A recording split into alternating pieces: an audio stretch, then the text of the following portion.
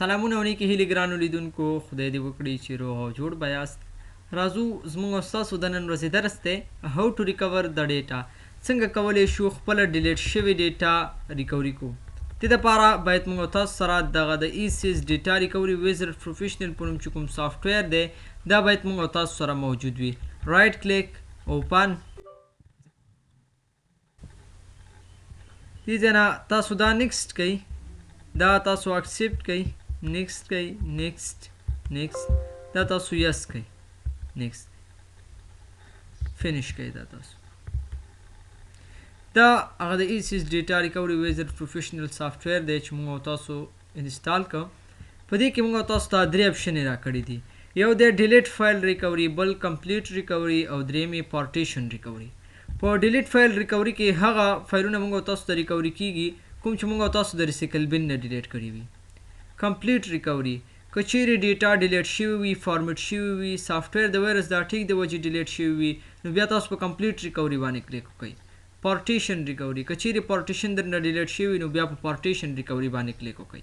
نن به موږ تاسو دغه کمپلیټ ریکوري باندې کار وکړو. دې ځای نه ورته تاسو خپل ډرایو سلیکټ کړئ چې تاسو کوم ډرایو غواړئ چې ریکوري کړئ. مثلا موږ به دا ورته سلیکټ کړو، نیکسټ کوئ. دې ځای نه نو دا به تاسو سره لږ وخت ونیسي. فیصل هادي شیر کمپیوټر لرنینګ.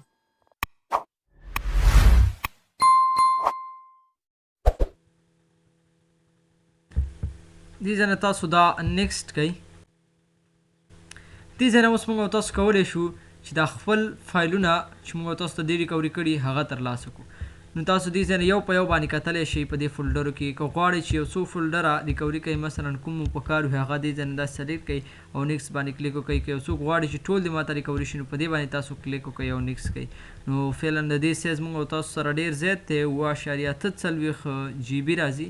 موږ تاسو به تر یو څو فولډرونه سلیکټ کړو، مثلا دا چې دې سایز کم وي، نیکسټ کوئ. دا تاسو په ډیسکټاپ باندې به موږ تاسو فعلا پیسټ کړو، نیکسټ کوئ. تاسو لږ ساعت انتظار وباسئ.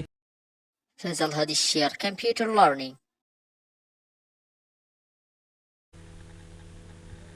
اوس تاسو دا دې ځای نه کلوز کوئ او دا یس کوئ. تاسو اوس راشئ وګورئ. دې ځای نه تاسو اوس کولی شئ چې یو په یو باندې هغه خپل ریکوري فایلونه وګورئ.